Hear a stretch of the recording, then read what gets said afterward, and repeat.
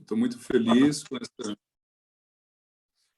muito Perdão, feliz com só para avisar que a gente está gravando essa sessão para todo mundo saber, que depois a gente normalmente disponibiliza o link da gravação, então, por favor, todos, seja avisar que nós estamos gravando, tá bom?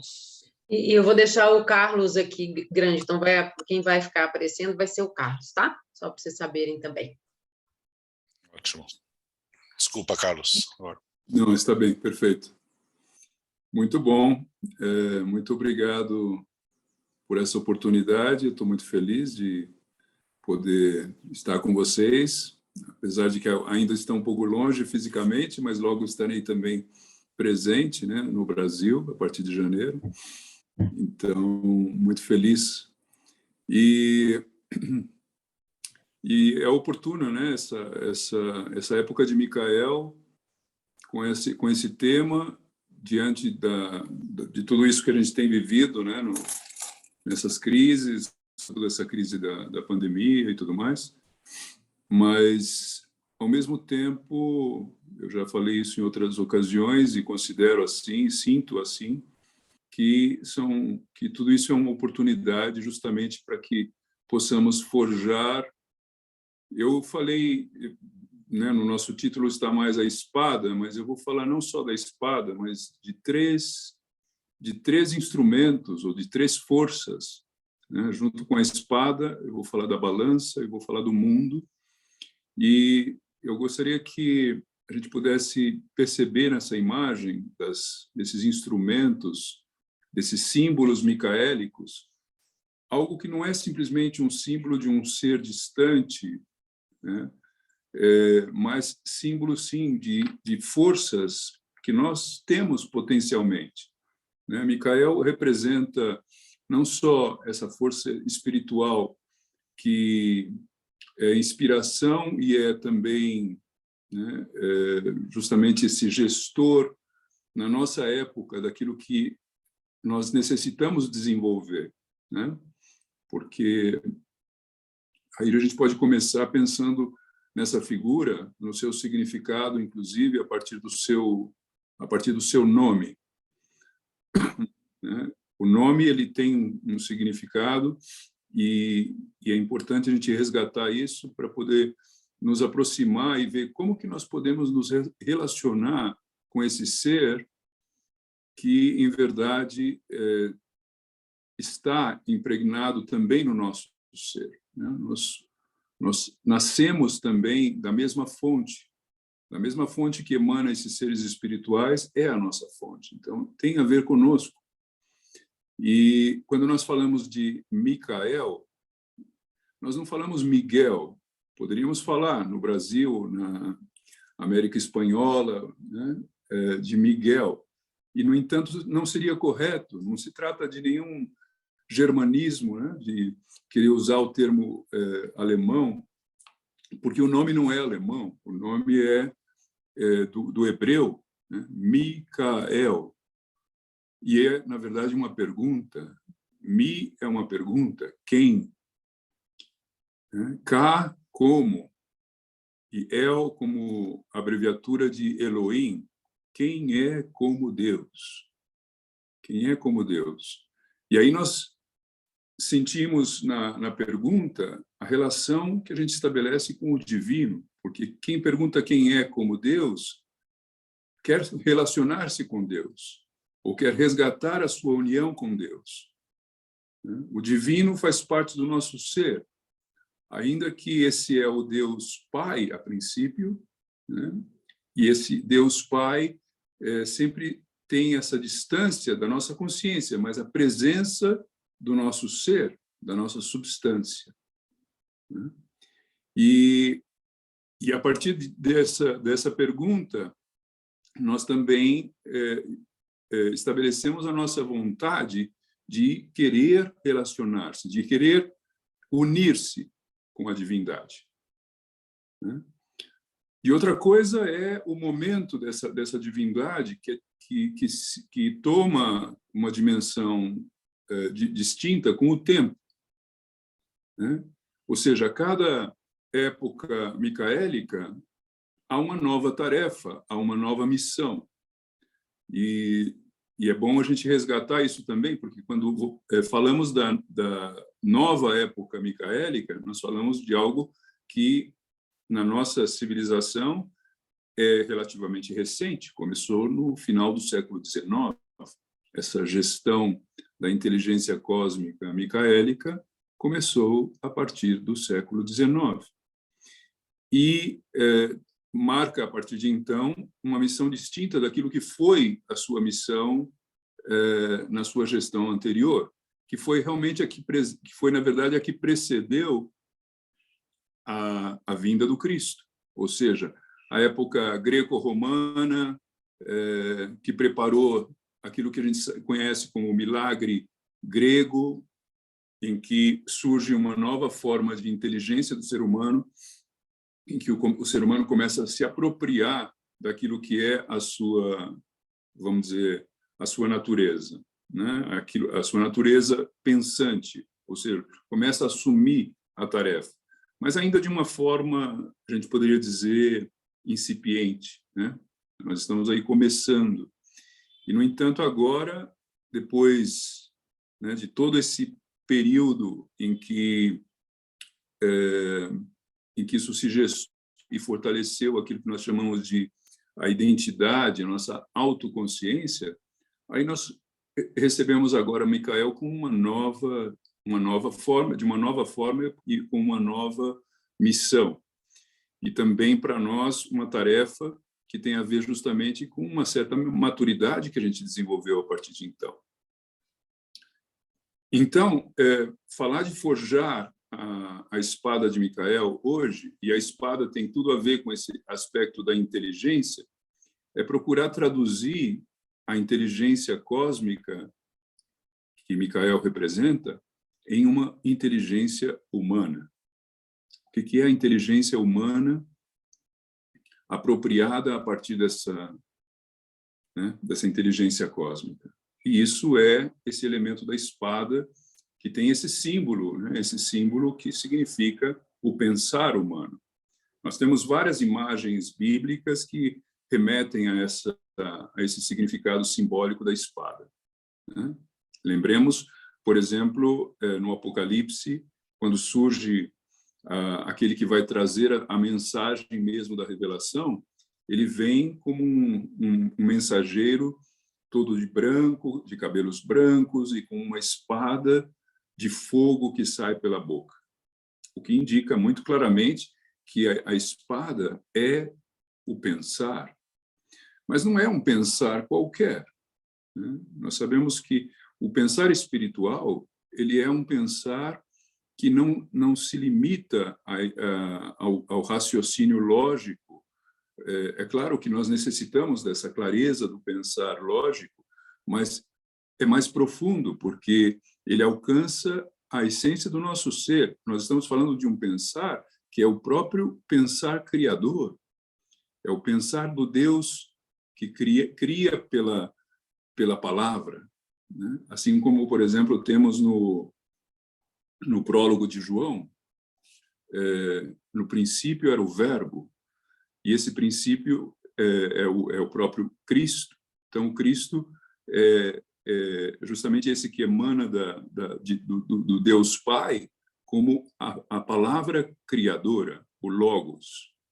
Então, quando nós pensamos que forjar a espada é forjar a nova palavra, a gente se dá conta que a palavra humana, tal como ela se desenvolveu nesse distanciamento do divino, ela perdeu o seu valor, ela se banalizou. E como nós podemos resgatar, então, a palavra divina, já não mais com esse valor inicial que se perdeu, né, a sua força inicial, como que nós podemos resgatar esse valor? E isso é uma tarefa desse forjar a espada. Nós temos uma simbologia, quando o próprio Rudolf Steiner, quando fala de forjar a espada, ele fala que ela deve ser forjada num templo no interior da Terra. Que local é esse? Né? O interior da Terra. E a gente pode pensar, esse forjar da espada é num templo interior do ser humano. A gente pode dizer, é no coração humano. Algo que, de alguma forma, se distanciou da sua fonte e que precisa ser resgatado. Nós precisamos levar isso a passar pelo fogo do ferreiro, que, se a gente toma a simbologia da própria espada, como que ela é forjada? Ela é forjada, né, no fogo, a golpes no fogo, até tomar a sua forma. E isso, para nós, significa, essa palavra que se banalizou, ela precisa ser resgatada a partir de uma noção interior, né? E isso normalmente é um processo de fogo, é um processo de sofrimento. E esse processo de sofrimento nos dá a consciência. E uma vez tendo a consciência, a partir do sofrimento, nós desenvolvemos um valor da palavra no seu significado espiritual, né? Da forma em que ela já não está mais presa a ditames externos, porque ela é interiorizada pelo próprio ser humano naquilo que é o mais humano, né? Que é também aquilo que o Cristo nos representou. Ou seja, todo o processo do Cristo até a ressurreição é um processo de forjar pela dor, pela paixão, digamos, né? Paixão no sentido de sofrimento também. Então, forjar a espada tem esse propósito de só pode tornar-se humano, na verdade, quando é levada no fundo da alma a essa fonte fundamental do ser, até alcançar o sentido do coração. E normalmente isso não é feito de uma forma tranquila. A gente passa a própria vida, o próprio processo da vida nos indica que esse processo não é tranquilo, mas que, ao mesmo tempo, é um processo necessário para que a palavra possa voltar a ser humanizada. Existe uma citação que eu quero fazer de um texto, de um poema de Tennyson, que nos dá a impressão que Tennyson também tinha essa noção muito forte do que significa esse forjar da espada. Ele fala, nesse poema, o seguinte: a vida não é um minério inútil, mas é como ferro escavado na penumbra central e aquecido com temores ardentes e submergido em banhos de lágrimas sibilantes e golpeado pelos golpes da fatalidade, para dar forma e usar. Então, nesse poema fica claro essa noção do processo de fogo. Mas esse processo de fogo, ele precisa também ter um outro aspecto. E para isso eu gostaria de resgatar uma imagem que talvez muitos conheçam. Eu creio que no nosso movimento antroposófico é bastante comum termos a vivência de Parsifal, e há um momento em Parsifal, né, esse cavaleiro que vem dessa origem tão alheia ao mundo cavalheiresco, mas que guarda a pureza do coração justamente por isso, pela sua, né, simplicidade e pureza de coração, que ele chega no castelo do Graal e não consegue emitir a palavra necessária, porque ainda não tem a maturidade para fazer a pergunta que vai salvar o rei no castelo, o rei do Graal, que está sofrendo de uma dor e de uma ferida incurável e que, segundo a lenda, só poderia ser curada por aquele cavaleiro de coração puro que viesse e fizesse a pergunta de compaixão, né, do porquê do seu sofrimento.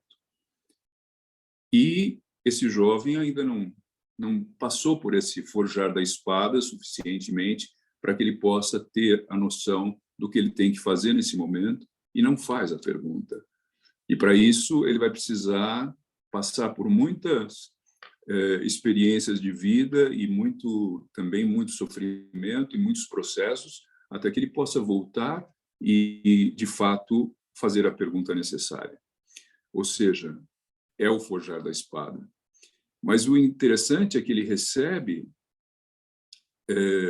de presente do próprio rei, talvez para indicar, olha, a sua tarefa tem a ver com esse símbolo e com esse presente. Ele recebe uma espada real, uma espada mágica, uma espada brilhante, maravilhosa, e que depois ele vai descobrir, pelas instruções da sua prima, Sigune, que essa espada ela é quebrada no terceiro golpe e precisa ser depois, para ser renovada, ser levada ao lago Lac no entardecer e resgatada pela manhã.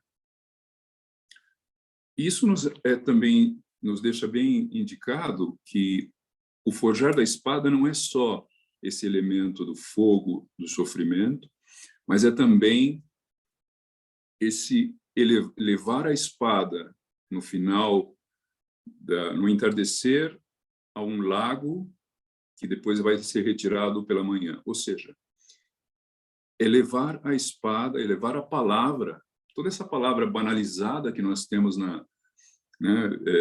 que está muito comum, nessa nossa civilização, ou seja, toda a forma banalizada da palavra, quando ela é extremamente usada, ainda mais nos meios de comunicação que nós temos, nós sabemos o quanto essa palavra é banalizada e como que nós temos que peneirar e tentar tirar aquilo, separar o joio do trigo até resgatar a palavra verdadeira, e que, na verdade, a palavra verdadeira só pode ser resgatada nesse lago da noite, ou seja, no sono. Nós precisamos levar a palavra ao sonho, nós precisamos levar a palavra à noite e recebê-la pela manhã renovada pelo mundo espiritual. Mas não se trata de levá-la de uma forma simplesmente sem um processo que significa uma entrega, digamos, de veneração. Nós entregamos com essa noção e essa consciência de que estamos entregando ao mundo espiritual na espera de uma resposta, na espera de uma indicação de caminho. E ao recebê-la pela manhã renovada, significa nós recebemos a palavra a partir da sua fonte. E essa fonte espiritual nos dá a indicação de caminho.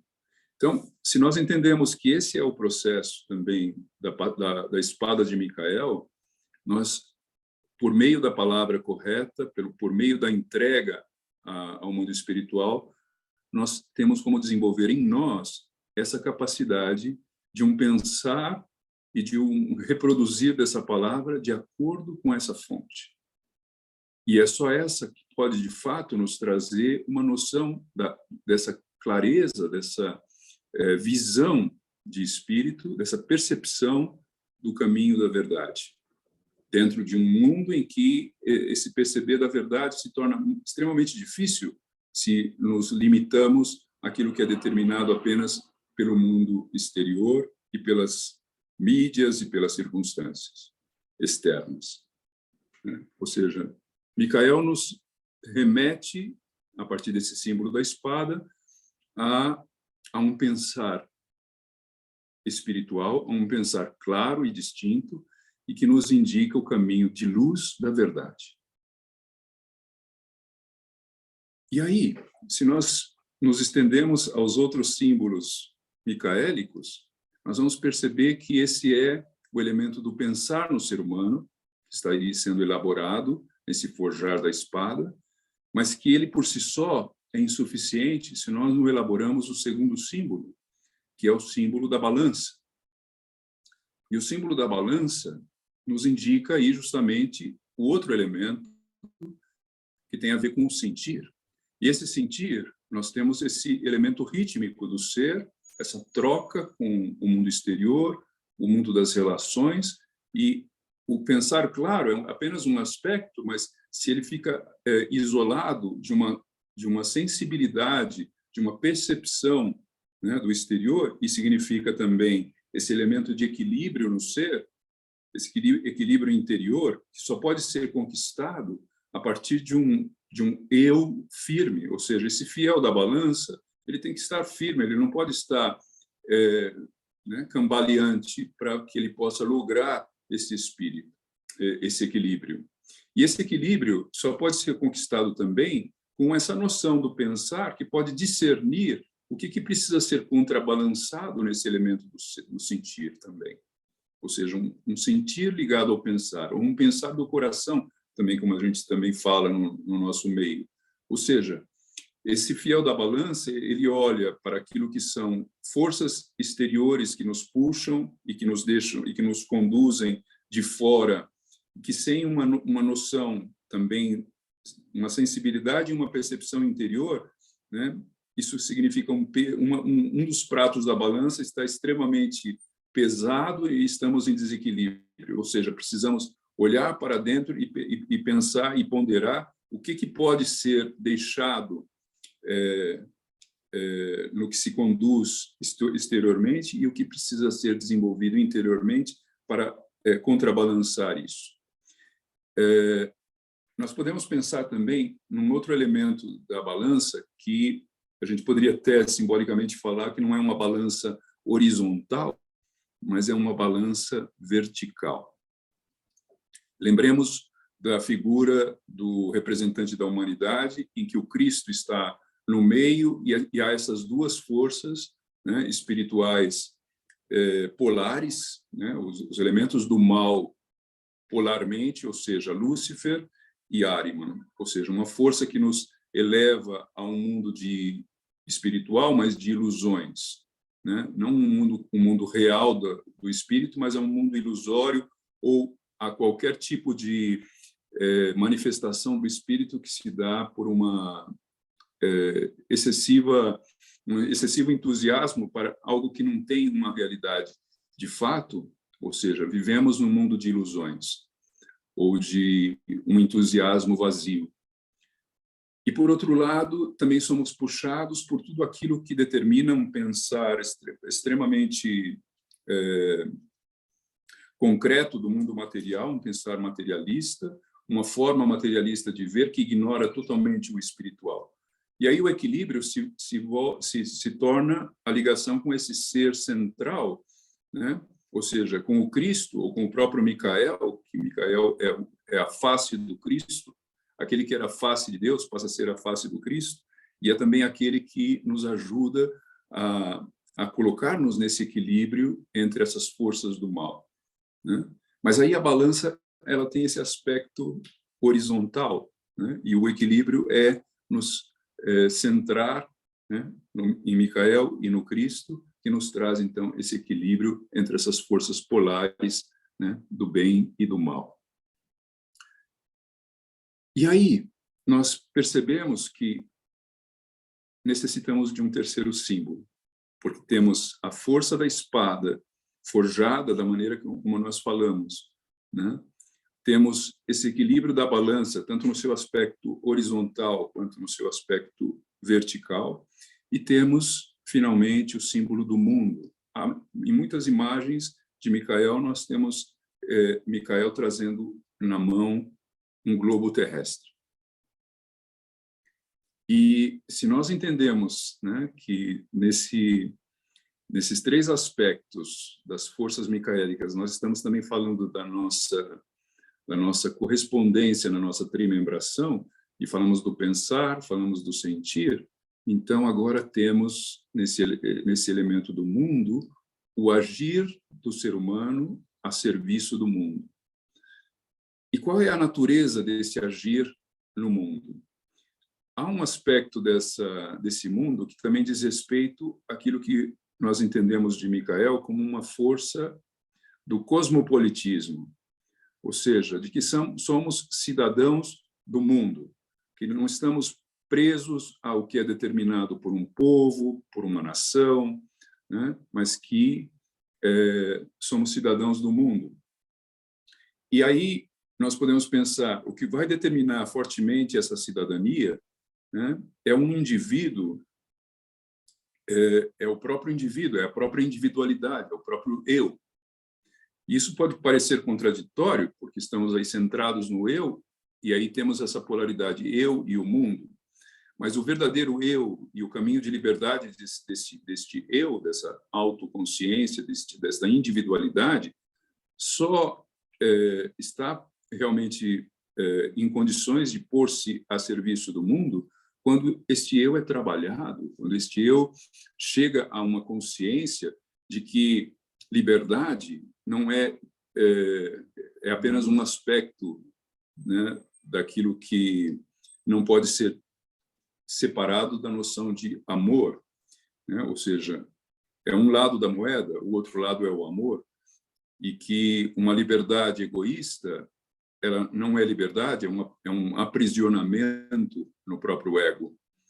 Então, esse aprisionamento do próprio ego tem um limite, e esse limite também é as consequências kármicas que, quando alguém que percebe, a partir desse trabalho espiritual de autoconsciência, chega à conclusão de que não pode mais permanecer prisioneiro de si mesmo e tem que começar a abrir-se e colocar-se a serviço do mundo. E isso é um atuar a partir do amor. Isso está na filosofia da liberdade, na segunda parte, quando o Steiner fala do amor à ação. O estar a serviço do mundo é o amor à ação, né? Amor a uma ação amorosa para com seja lá quem for, em qualquer parte, onde não há fronteiras nessa relação com o outro e com o mundo. E aí nós completamos essa imagem, né, da espada como um pensar da palavra resgatada, da palavra levada ao espírito e resgatada, né, para poder estar a serviço do mundo num pensar claro, de um pensar espiritual, um equilíbrio no desenvolvimento da sensibilidade e das relações, porque aí estamos no sentimento também envolvendo a questão das relações, e o elemento do agir, mas de um agir consciente, livre e amoroso a serviço do mundo. E aí os símbolos micaélicos deixam de ter essa noção apenas de um símbolo que indica um ser ao qual eu peço ajuda e força. Aí eu percebo que ele, na verdade, é um ser que inspira que eu faça um trabalho interior para desenvolver em mim as forças simbólicas que ele representa, que ele traz, né? A espada não é a espada de Micael, é a espada que Micael me ajuda a construir e a forjar em mim. Micael traz a balança não como um símbolo dele, mas um símbolo que representa a força de equilíbrio que eu posso desenvolver em mim. E ele carrega o mundo não apenas para indicar o seu cosmopolitismo como indicação de inspiração, mas inspiração para que eu possa desenvolver a minha capacidade de estar a serviço do mundo. Os símbolos, eles são símbolos que indicam um caminho de internalização, de desenvolvimento interior.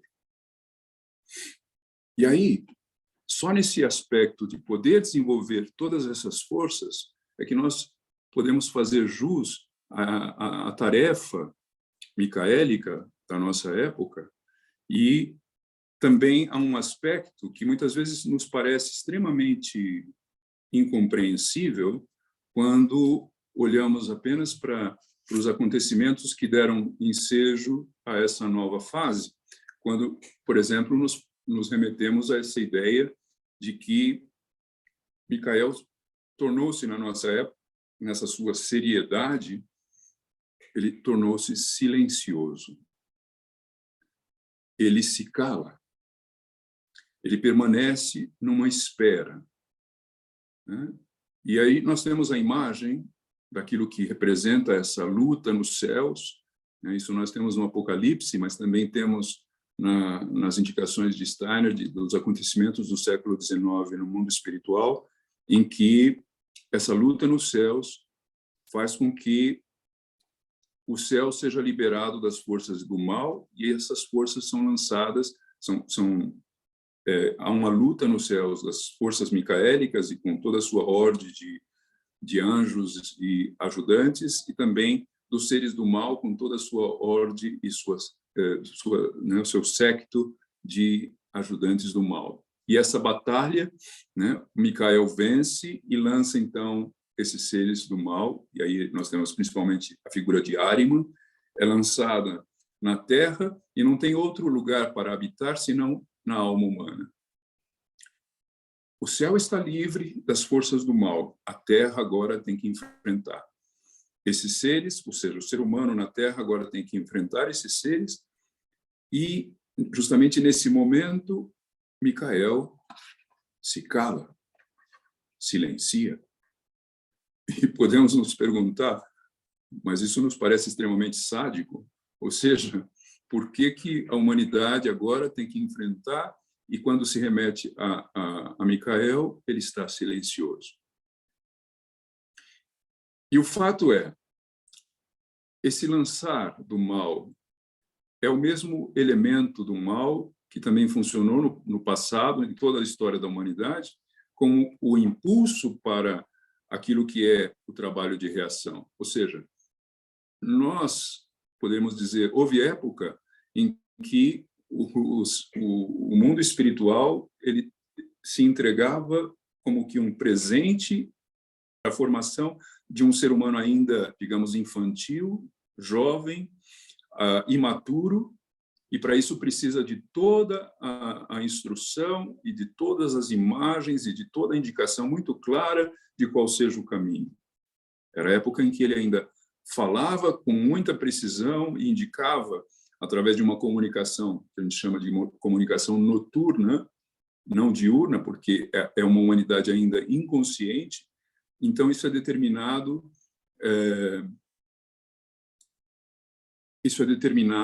para, vamos dizer, essa questão do que o ser humano necessitava ainda desenvolver como capacidade individual, ou seja, o desenvolvimento da individualidade, e tudo isso nós necessitamos de um enorme tempo, até que ele volta agora e se cala, porque esse ser humano precisa tomar a iniciativa, né?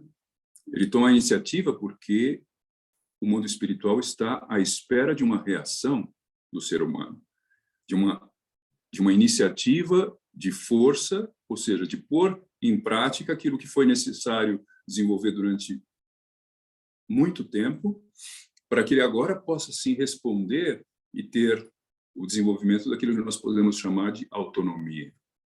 Então, não se trata de uma espera sádica, de um silêncio sádico, mas de um silêncio amoroso de quem está à espera de que o ser humano possa reagir. É claro que a forma como isso se dá, se a gente pensa nos conflitos, se a gente pensa em todas as tribulações que nós temos vivido, que tudo isso são chamados, que tudo isso são incitações. Não é um calar-se sem que o mundo receba indicações e indicações de caminho e também, vamos dizer, sinais do que é necessário. Mas é preciso saber ler esses sinais e perceber que o ser humano justamente está convidado agora a começar a buscar o movimento que inicialmente vinha dos céus à terra, agora tem que ser da terra aos céus. É uma resposta ao mundo espiritual daquilo que veio como revelação historicamente. Há também uma palavra de Steiner sobre isso, que eu gostaria de ler também como uma citação, que é quando ele fala, justamente nas conferências de Natal de 1923, ele fala que as estrelas, uma vez, falavam à humanidade e faz parte desse destino humano que agora elas estão em silêncio. E ser consciente desse silêncio pode converter-se em dor para a humanidade terrenal. Mas aí cresce e amadurece o que a humanidade começa, então, a falar às estrelas. E é justamente isso, né? Ou seja, nós precisamos trabalhar esses símbolos, né? A espada, nós precisamos trabalhar a balança, o mundo, que são forças do nosso próprio ser, o que nos habilita a começar, então, a falar às estrelas, a nos comunicar ao mundo espiritual. E como nós fazemos isso? E aí nós já temos esses elementos justamente nessas forças simbólicas que, na verdade, simplesmente indicam forças interiores, que é o próprio caminho espiritual. Nós temos aí justamente o elemento do que é possível ser feito para falar ao mundo espiritual. Isso é um falar meditativo, mas também é um falar com a força espiritual de veneração, de devoção.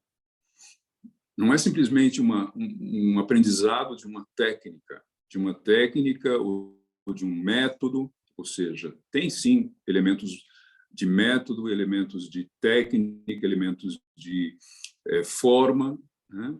Mas sem esse dado, né? Sem esse elemento devocional, sem essa questão de que eu me refiro, né? Eu me remeto a forças espirituais elevadas, que eu não só respeito, mas que eu venero e que tenho fé e confiança de que receberei, sim, essa comunicação que a princípio não vem porque há um silêncio e um calar-se. Na verdade, é a espera justamente dessa atitude de que eu possa ter a iniciativa de buscar, mas com esse sentimento de que eu reconheço que eu estou me remetendo a uma fonte da qual eu mesmo emano, e eu o faço humildemente na busca de receber indicações de caminho. E se eu faço com essa força de confiança, de fé e de devoção, ao mesmo tempo em que desenvolvo a capacidade de um pensar espiritual, de um equilíbrio nos sentimentos e de uma força de uma vontade atuante em liberdade e amor, não há como não poder não receber respostas.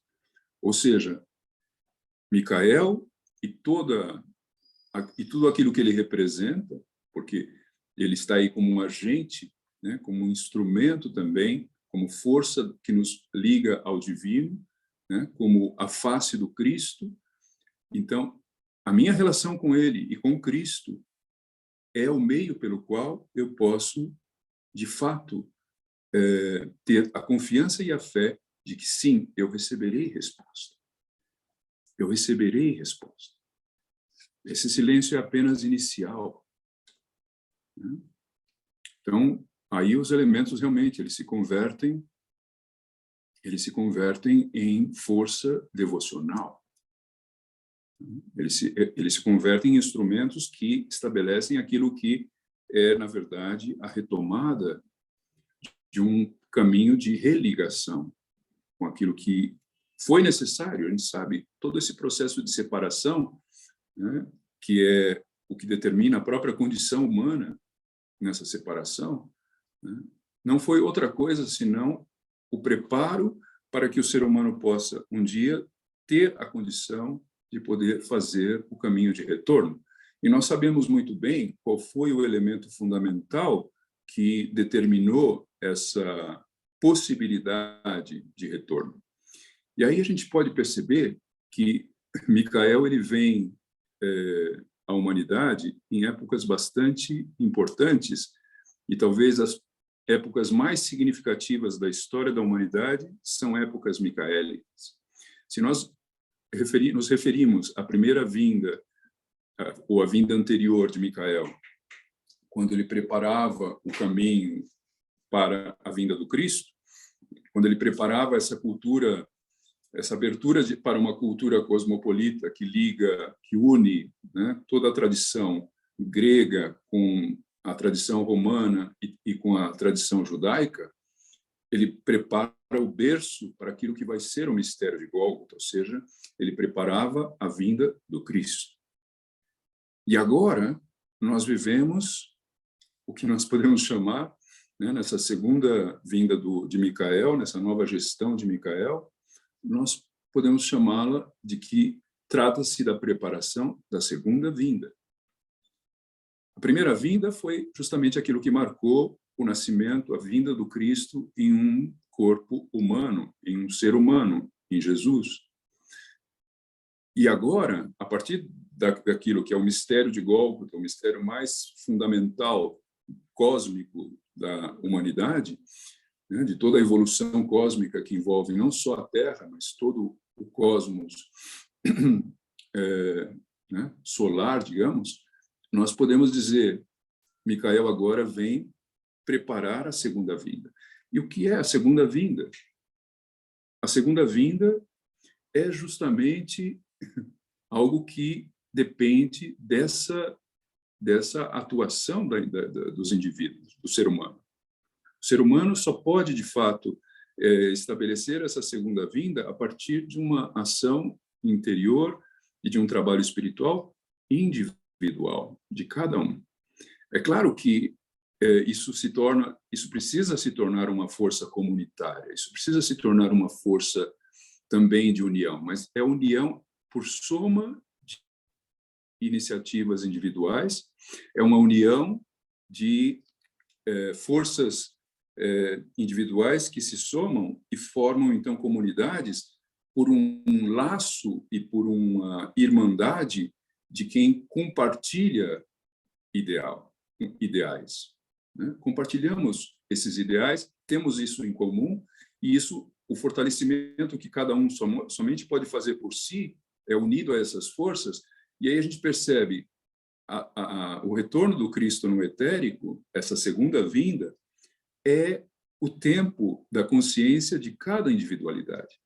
Essa capacidade de resposta a qual estamos nos preparando com essas forças micaélicas, esse forjar da espada, essa percepção do equilíbrio, né, da balança, estabelecer a balança, essa balança de justiça no âmbito né, da sensibilidade, do sentimento, essa percepção do agir humano, sim, por indivíduos livres, mas somados a outros indivíduos livres em comunidades livres, é justamente o elemento que necessitamos para que a segunda vinda, não é que a disponibilidade do Cristo está aí desde a primeira vinda. Ele não é um retorno do Cristo com a noção de que ele foi embora. Ele está sempre presente no etérico da Terra, até o fim dos tempos. Ou seja, a segunda vinda é uma iniciativa nossa, determinada por cada um de nós. É o tempo de cada um de tomar consciência e estabelecer essa vontade de retorno, esse iniciar, falar com as estrelas. Né? Começar a falar com as estrelas a partir da vontade de cada um. E aí, então, quando estabelecemos esse laço, estabelecemos essa ação de retorno consciente, então aí ocorre. E aí não é à toa que quando ouvimos de Steiner que as forças que permitem um retorno do Cristo, elas crescem e se desenvolvem principalmente a partir do século XX. Está em íntima relação com a nova época micaélica. O retorno de Micael, essa nova fase micaélica, é a preparação para a segunda vinda. Então, nós temos aí vamos dizer, esse círculo se fecha na medida em que a gente começa a perceber o quanto nós estamos aí envolvidos com a noção de uma evolução do ser humano, né? E também começamos a entender a postura séria de Micael, que toma um grau de seriedade né, nessa postura talvez um pouco, a gente pode imaginar, não tão calorosa como na primeira, mas é uma postura que a gente pode dizer que reconhece, e é um amor de reconhecimento da capacidade do ser humano de poder estabelecer esse retorno, essa comunicação, né? E se nós percebemos, então, né, toda essa força micaélica nesse sentido, aí nós começamos a entender o quanto é rica a nossa, vamos dizer, essa época que nós vivemos. A gente começa a perceber, viver nessa época, na verdade, é um privilégio. É um privilégio porque nós, tomando consciência do significado da ação espiritual nessa época, nesse sentido que nós, né, com essa noção histórica também, com essa percepção da evolução e também de todo o projeto divino de evolução do ser humano, e localizando o que é próprio desta época, nós percebemos, nós vivemos numa época extremamente rica. Nascer numa época micaélica é um grande privilégio, mas, ao mesmo tempo, é uma grande responsabilidade. É uma responsabilidade de reconhecimento, e uma vez reconhecido, nós sabemos, nós temos aí não só a noção dessa importância, mas também a noção da responsabilidade para realizar o que é necessário realizar. E, para isso, a noção de comunidade é extremamente importante. O trabalho comunitário, a união das nossas forças, né? Porque sabemos, o fundamental é a consciência de cada indivíduo, e isso ou é feito em liberdade, ou é feito em liberdade, não há outra opção. Qualquer outro caminho que, de alguma forma, não permita o desenvolvimento dessas forças individuais, se torna algo anacrônico e totalmente nocivo para aquilo que nós queremos desenvolver. E aí, percebendo essa questão da força individual, e percebendo que também sozinhos nós não temos condições de realizar isso, nós nos colocamos a serviço, e aí percebemos também que essa ação tem que necessariamente ser uma ação social, né? Eu me coloco a serviço, significa eu estou a serviço de multiplicar e também de aprender com os meus irmãos aquilo que, na verdade, eu ainda preciso desenvolver. Então, o trabalho comunitário não é apenas o fato de que eu posso dar aquilo que eu recebo a partir da minha ligação com o Espírito. É o que eu posso receber como indicações também daquilo que eu ainda talvez não tenha consciência do que preciso desenvolver, e isso eu só aprendo nas relações. Então, nós podemos dizer, Micael, como força de coragem e que nos, né, indica o caminho para desenvolver as forças interiores, e tudo que simboliza são forças humanas que nós precisamos desenvolver interiormente, né? Ele nos dá a noção também desse, quando nos traz o elemento do mundo, principalmente, de que isso é o caminho micaélico comunitário, de que nós unimos as forças para trabalharmos juntos. E aí fica mais claro também para nós, né, essa postura, essa nova postura micaélica, a sua seriedade, né, e a sua força, digamos,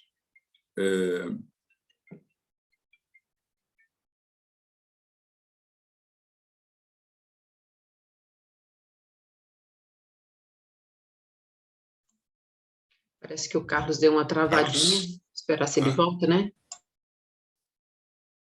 Oi, Carlos, você escuta a gente?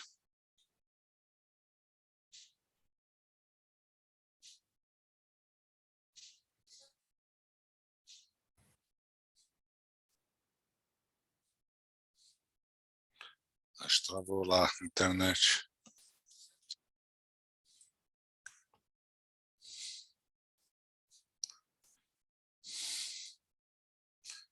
Vamos ver se ele retorna.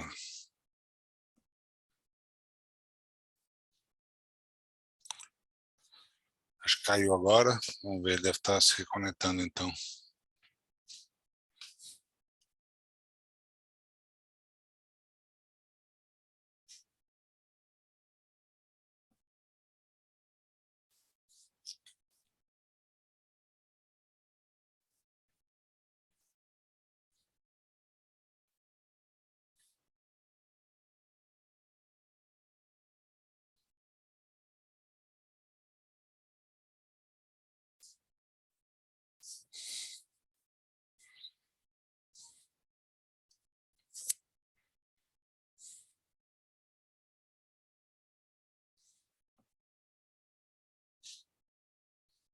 Eu tive um problema de conexão aqui. Escutamos sim, Carlos. Então, Voltou. gente, nós... ótimo, ótimo. O que eu estava, vamos dizer, já finalizando a minha fala, querendo fazer justamente essa questão social a partir do trabalho micaélico, ou seja, de que Micael não é só uma força que nos incita e nos ajuda, né, individualmente, sim, há esse elemento individual, né, mas justamente quando eu estava falando dessa ligação do indivíduo com o cosmopolitismo, aí a gente percebe, esse indivíduo só pode realmente se amadurecer plenamente quando ele se liga à sua consciência de pertencimento, né, de união. Então, esse elemento do mundo também faz essa conexão, né? O cosmopolitismo não é simplesmente a noção de que eu sou um cidadão do mundo, mas não sou um cidadão isolado, pelo amor de Deus. Nós fazemos parte de um grupo, nós somos, né, nos sentimos cidadãos e irmãos de qualquer ser humano em qualquer parte do mundo, mas também o que vai fortalecer esse elemento é a união entre esses indivíduos em ideais comuns e em projetos comuns. E aí, quando nós trazemos as forças micaélicas para os nossos projetos de comunidade, seja lá qual for o grupo, seja ele escolas, seja...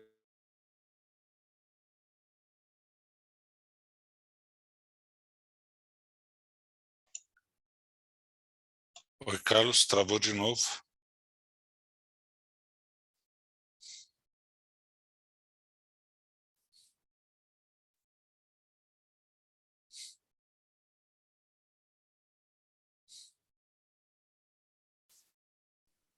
Ai, meu Deus. Perfeito, estamos escutando. Ótimo. Então, gente, eu gostaria de, talvez, já abrir para perguntas e talvez interagir um pouco com vocês, né? Porque os elementos simbólicos nós temos aí e o que eu estava querendo chamar mais atenção agora, finalmente, é justamente essa noção da nossa corresponsabilidade nesta época, mas também a riqueza de oportunidade que nós temos quando percebemos que momento é esse que nós estamos vivendo, né?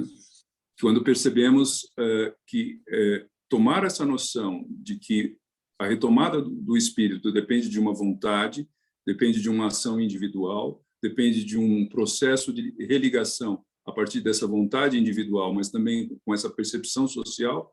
Então, a gente vê, né, tudo depende de cada um de nós nessa soma e também nessa união com quem compartilha desses valores. Ou seja, internalizar, forjar a espada, internalizar a balança, perceber a conexão que eu tenho com toda a humanidade nesse servir, né, nesse estar a serviço do mundo, né, são os elementos fundamentais, esses símbolos micaélicos, para que eu possa, de fato, não só perceber a riqueza da nossa época, mas também a nossa corresponsabilidade, a nossa necessidade de estar, de agir em conjunto com aqueles que compartilham também desses valores. Então, tendo em vista esses símbolos, eu gostaria de abrir para que vocês também possam manifestar como que recebem isso. Claro que não estou falando de nenhuma novidade no nosso movimento, apenas reforçando elementos que todos nós já conhecemos, né? E viver uma época micaélica a cada ano é o que nos permite isso, né? De refletir mais uma vez e reforçar esses símbolos com os quais nós já vivemos já há muito tempo, dependendo de quem ou há quanto tempo estamos conectados neste movimento. Então, sabendo que eu não estou falando nada que seja alheio àquilo que vocês também têm vivenciado, mas enfatizando alguns aspectos e, sobretudo, em vista desses tempos atribulados que nós temos vivenciado nos últimos tempos, né? E que eu considero que eu considero realmente como chamado, né? Como um chamado para nossa ação, né? Para nossa reação e para nosso sentido de corresponsabilidade. Então, eu abro aí para quem gostaria de manifestar alguma questão, ou talvez até se quer que eu reforce algum elemento que talvez não tenha ficado suficientemente claro. Ricardo, só para a gente coordenar, então, as perguntas, eu peço para quem quiser só colocar no chat só ponho eu, e a gente vai em ordem, e ou coloca algum comentário, quem quiser fazer uma pergunta, comentário, só colocar eu, que daí a gente abre por ordem aí. Eu vi que a Leuzi colocou alguns comentários aí. Leuzi, você gostaria de colocar algum deles aqui, trazer alguns deles aqui agora, essa hora, para todo mundo?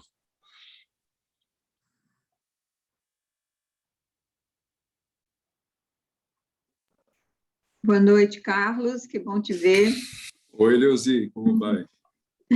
Tudo bem. Não, eu gostei, eu identifiquei mais assim para mim, né, e também por todo o contexto que a gente está vivendo, não só no Brasil, mas no mundo como um todo, né, essa importância desse silêncio, mas é um silêncio que não é quieto, né? Não é uma coisa que assim, de você silenciar e meio que se desligar e adormecer. Aquele impulso para a ação, né? E a imagem da balança, da espada e do mundo. Então, a gente está conectado e cada vez mais estaremos, né? Não só... Já visto que a pandemia mais ainda nos deixou nesse mundo virtual, mas, ao mesmo tempo, pensando e agindo e criando propostas, né?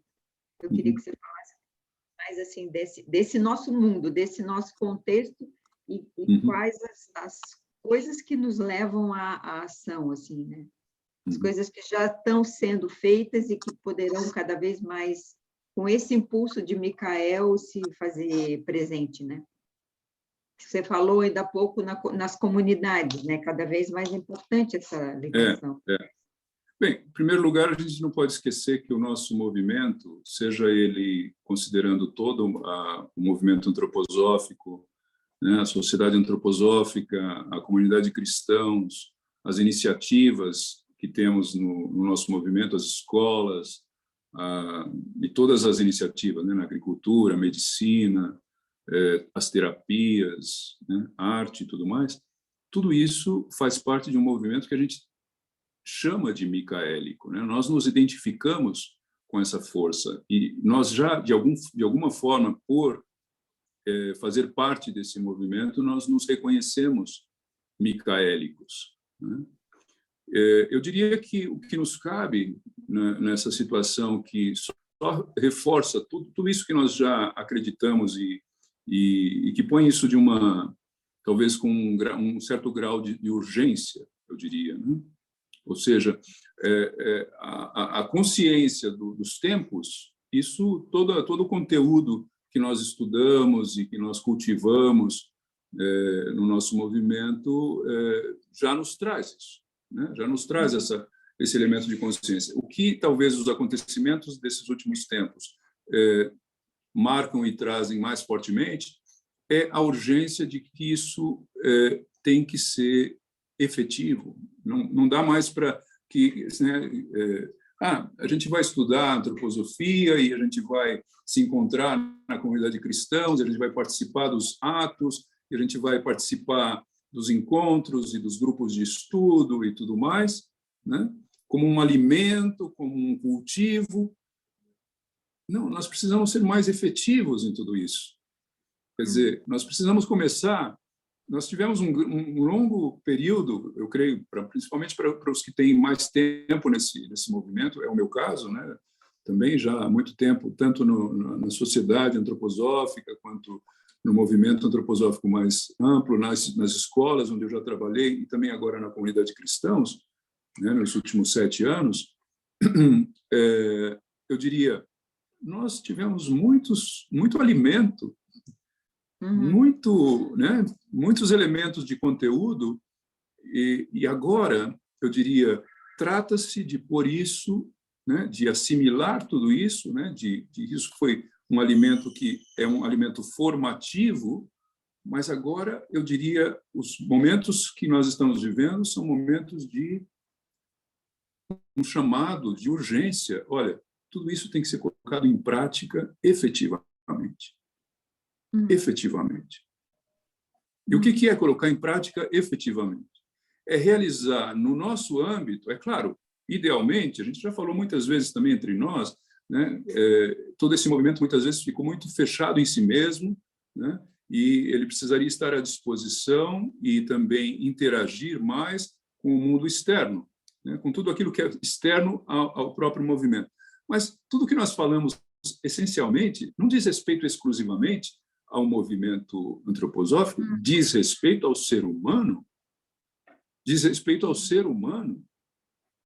Né? Então, essa visão, essa abertura, essa postura diante do mundo, né, ela tem que ser efetiva com cada pessoa que a gente encontra, em qualquer âmbito. Em qualquer âmbito. E se a gente põe isso em prática, em todos os âmbitos que nós vivemos, assim, efetivamente, isso significa consciência de encontro. Quando eu encontro com alguém, no âmbito que seja, na situação que seja, eu me encontro com o ser humano da nossa época que está vivenciando todo o drama e que o que eu puder colocar, o que eu puder dispor nesse encontro, eu efetivo aquilo que é essa missão. Nós nos alimentamos assim, muito bem com um alimento absolutamente saudável, necessário, fundamental, e eu diria o que nos chama agora esse momento, a partir do forjar da espada, do equilíbrio do sentimento, né, da força da vontade, da ação, né, para o mundo, a serviço do mundo, né, é efetivamente pôr isso em prática. Pôr isso em prática. E aí, se, por exemplo, constituímos uma comunidade, como essa, por exemplo, que eu estou voltando para o Brasil para estar mais assim presente, principalmente em Campinas, em Curitiba e em Florianópolis, principalmente nessas 3 comunidades, eu gostaria que, né, cada membro, cada amigo, cada participante dessas comunidades, e também de todos os outros que queiram também participar disso, né, possam compartilhar essa noção da urgência da nossa época e da necessidade de união. Da necessidade de união. Esse aspecto da individualidade que eu falei, que é fundamental em Micael, que esse retorno do Cristo é o retorno da consciência de cada indivíduo que se liga ao Cristo por meio de Micael e por meio de todas as forças espirituais que estão à nossa disposição, isso é só uma espécie de convite, de elemento de força para que a gente possa, nas nossas comunidades, efetivamente constituir, reforçar todos esses elementos nos nossos encontros. Os encontros, eles têm esse elemento de alimento também, mas também de efetividade. E o que é necessário, gente, isso é a noção que cada um pode ter. O mundo está demandando isso a cada instante. Eu diria, a cada situação que a gente tem, né, quando sai na rua, há ali estampado diante de nós o convite. Pelo menos eu sinto assim, Leuzi, que né, traduzindo essas forças, esses símbolos em forças interiores e pondo isso em prática no mundo, e o que significa este momento em particular nessa época micaélica. E é interessante a gente dar uma olhada nesse aspecto do ano, né? Por que vivenciamos nessa época do ano Micael? Se a gente olha esse respirar crístico, né, anual, né, de que fazemos parte desse segundo semestre de uma espécie de expiração em que estamos no meio, né, dessa expiração, na espera do novo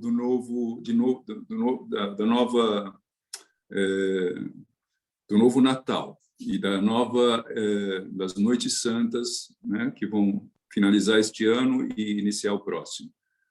E é bem interessante que isso aconteça justamente nesse momento, porque é justamente as forças que nós necessitamos para organizar o novo, fazer nascer o novo.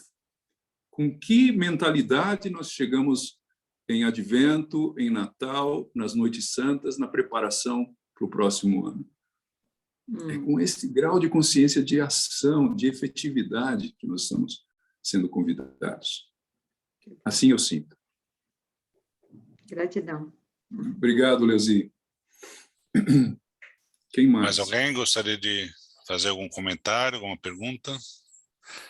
Aqui no chat não vejo ninguém.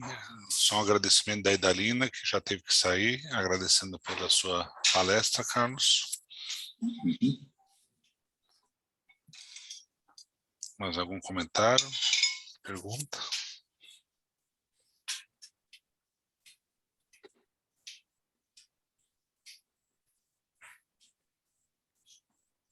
Kátia, você gostaria de falar? Sim. Oi, Carlos, tudo bem? Como é que vai você? Oi, Kátia, tudo bom? Prazer te ver. Tudo bem. Igualmente. Então, eu estava refletindo sobre a tua palestra, quando você fala desse âmbito do agir social, e que eu venho pensando isso há algum tempo, que a nossa iniciação moderna, né, a iniciação depois do Cristo, que junta as duas correntes, das iniciações para dentro, né, do budismo, mas para fora da coragem, que a nossa iniciação moderna é pelo social. Eu queria que você comentasse um pouco se você concorda ou não, como que você vê isso. Bem, quando você fala de iniciação moderna, é em contraste com uma iniciação antiga que tinha um aspecto mais isolado, né, de cada individualidade. A gente pode pensar nos monges, né, que se retiram do social para fortalecer o seu lado espiritual em algum lugar mais retirado. Nós temos esses exemplos também no Oriente, né, quando o iniciado, ou, por exemplo, um grupo de discípulos, né, seguem um iniciado, mas sempre fora do meio civilizatório. E o nosso desafio da iniciação, tal como Steiner nos apresenta na antroposofia, é algo que nós precisamos desenvolver enquanto estamos em sociedade. E esse é um desafio extremamente difícil, principalmente quando a gente leva em consideração que cada momento, né, desse nosso mundo tão cheio de, né, tão cheio de interferências, torna extremamente difícil para o indivíduo encontrar justamente esse equilíbrio, né, porque ele é puxado a cada momento, e é puxado às vezes também por questões urgentes de ação, né, ou também é levado também por elementos em que somos seduzidos por coisas externas, né, Então, encontrar esse equilíbrio interior estando no mundo é extremamente difícil.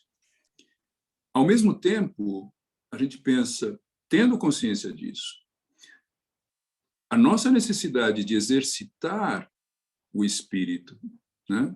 Exercitar no sentido também da pedra fundamental, quando nós falamos, né, de exercitar o recordar, de exercitar o contemplar, de exercitar o ver espiritual, é o trabalho interior absolutamente necessário, mas estando no mundo.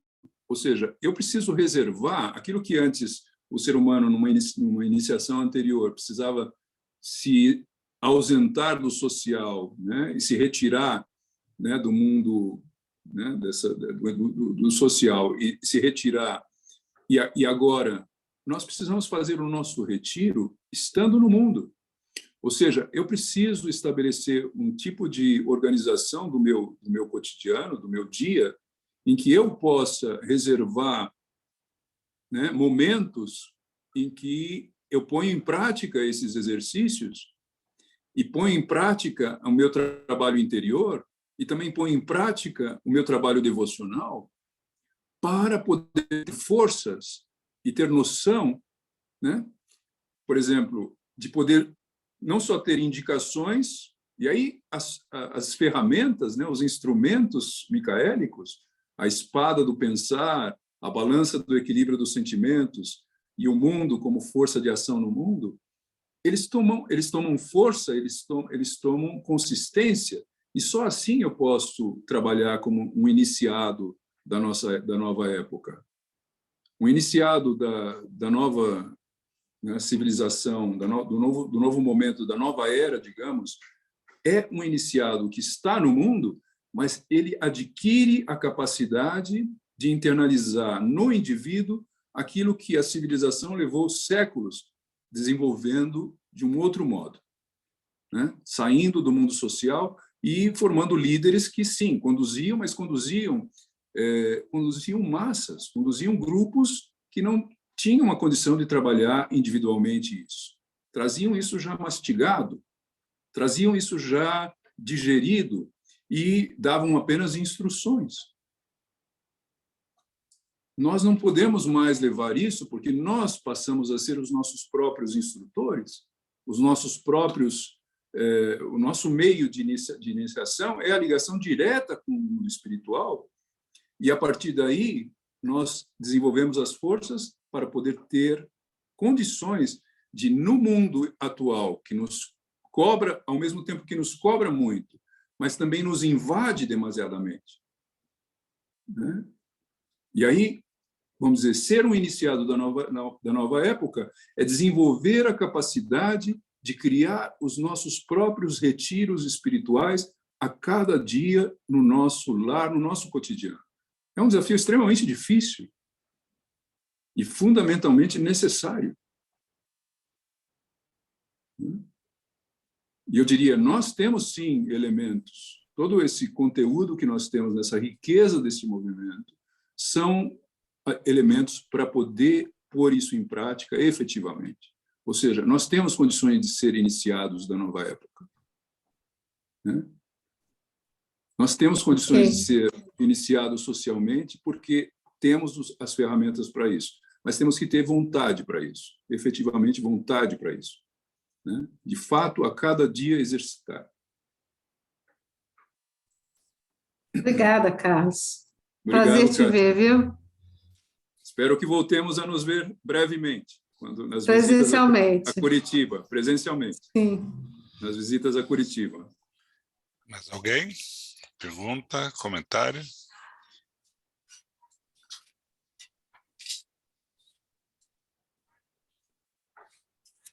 Acho que no começo eu esqueci, queria dar, né, de falar dos nossos queridos amigos de Curitiba e de Florianópolis também, que também estão se juntando e estão fazendo. Acho que é gostoso de ver que essa palestra ela vai além de Campinas, além de, ou seja, acho que teve palestras anteriores, até que teve pessoas de Portugal se conectando, etc. Então é gostoso de ver esse ciclo nessa comunidade se expandindo aí. Desculpa não ter feito nenhum comentário no começo, mas é muito gostoso de ter todos vocês e quem mais esteja presente aqui na palestra do Carlos aqui. Mais algum comentário? A Rio de Janeiro aí também, ó, temos Rio de Janeiro aqui presentes também. Olha. Mais algum comentário? Minas Gerais, olha aqui. Acho que é gostoso de ver como acho que essa palestra está se tornando um ano importante de conexão, acho também, Carlos, para a gente pensar para o futuro, talvez, né, como levar isso também. Eu acho que nós em conjuntos aqui. Não, mas sim, pode terminar, Uwe. Mais algum comentário? Alguém gostaria? Alguma pergunta ainda? Senão eu passo a palavra para o Carlos, se quiser finalizar.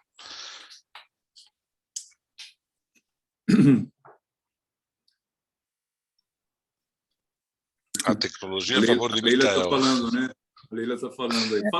Fala mesmo. Fala, em vez de escrever, pode falar, Leila. Quero ouvir sua voz. Oi, Carlos, tudo bem? Oi, tudo bom?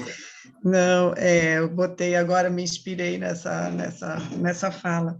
Mas o mais importante nessa fala tua, que me ressoou para mim, foi essa força que você traz de estarmos encarnados nessa época de Micael. Que a gente vive, que sofreguidão, e ao mesmo tempo esse lado positivo de a gente poder estar encarnado aqui para fazer justamente esse início dessa verticalidade, né, a partir da nossa força de vontade, fazer esse caminho de volta para o espiritual de forma consciente e livre. Nossa, isso aí me acalmou, cheguei a me assentar melhor na cadeira a partir disso. Que bom, Leila. Foi muito Obrigado. bom. E seja bem-vindo, retornando ao Brasil e a Florianópolis, viu? Obrigado. Obrigado, Leila. Obrigada então, a você também. Não, é isso que você falou. Eu só queria reforçar que nós somos privilegiados duplamente, porque além de nascer nesse período micaélico, nós pertencemos, de alguma forma, o nosso destino nos levou a um movimento micaélico. Quer dizer, o mundo inteiro é micaélico porque vive na época de Micael. Agora, ter consciência disso é um privilégio e é também uma responsabilidade, mas o sentimento é: que maravilha, gente! O que é viver nesse mundo não tendo consciência do que é necessário nesse período? Não que isso não se manifeste de outras formas, isso se manifesta em outros movimentos também, né? Mas eu não sei com que grau de consciência disso. Eu vejo que isso é uma estruturação, quer dizer, a partir dessa tua palestra de hoje, tudo isso que a gente, né, o que eu já venho estudando, aprendendo, vai e volta, é como se desse um passinho a mais de novo nesse reconhecimento dessa força, sabe? Então, como você diz, atuar todo dia. Eu atuo todo dia quando você para pensar. A partir de um pensamento, quando você encontra uma pessoa, vou fazer diferente, olha só, né? Tu sente o eixo da antroposofia atuando em você, e daí você fala, faz de um jeito, atua de um outro, e esse ir além é quando você, ao menos para mim foi hoje, né? É assim, essa capacidade de não só ficar preso naquilo que está na tua frente, mas enxergar ainda além daquilo que vai. Sabe? Se eu estou num pequeno grupo, não só enxergar as pessoas que estão ali, mas essa força que vem, ela está contribuindo muito mais além do que só nesse nível pequeno ali na frente, né? Então, isso foi muito esclarecedor para mim. Esse foi o meu insight de hoje, né? Que maravilha. Então, a partir de pequenos insights, a gente vai, sei lá, se fortalecendo, expandindo o conhecimento. Aqui parece que acontece um monte de coisa, daí você se fortalece, até a próxima, daí você vai de novo para uma palestra que te dá uma força para se reerguer, né? É o ritmo, por isso que a gente tem esse ritmo anual do Cristo, né? Nas festas cristãs. Sim. É esse propósito mesmo, a gente precisa rebater isso várias vezes até que isso começa a se tornar assim insights que nos ajudam e que nos levam a cada dia, levando adiante a nossa missão. Sim.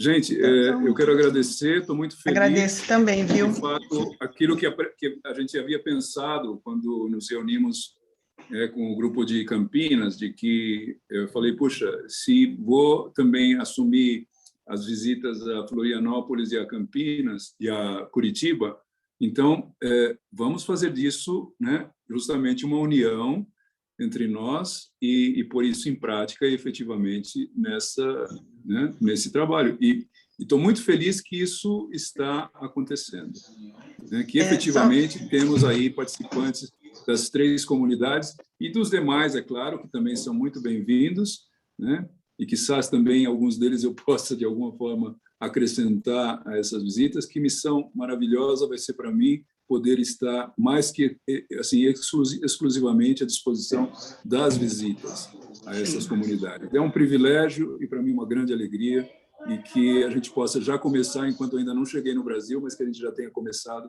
é para mim uma grande alegria. Muito obrigado, gente. Obrigada a você também pela bela palestra. E até a próxima, o próximo encontro presencial em cada comunidade. Muito feliz. Sucesso no retorno, viu? Tchau a todos. Obrigada, boa noite. Tchau. Abração. Boa noite. Boa noite. Obrigada a todos. Obrigada a Boa noite. todos. Boa noite. Boa noite. Boa noite, obrigada. Tchau, tchau.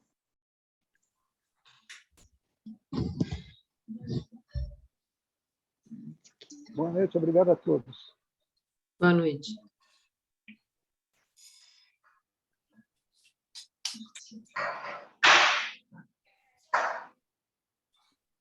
Muito bem, Uvi. Nosso próximo encontro, então, em novembro, a gente já fechou essa data, né? Eu devo ter Data anotado fechada, aqui. sim? Eu Sei. tenho em algum lugar. Oi? Não, mas Eu tudo acho bem, que tenho é o primeiro sábado que antecede é o sábado que antecede ao Advento, se não estou enganada. Advento. Sim, vai ser uma palestra de Advento, tá certo. Agora, Então, Carlos, diga. quanto antes você puder mandar para a gente, porque dessa vez a gente teve uma semana, menos que isso, até que fez, para poder fazer a divulgação. Então, assim que você tiver o título, o tema, se você puder mandar para a gente. Ótimo. Sim, vou fazer isso. Vou mandar com maior antecedência para que a gente possa divulgar também mais cedo. Tá bom. É 26 que antecede, deixa eu ver contar. 1, 2, 3, 4. Isso mesmo, né?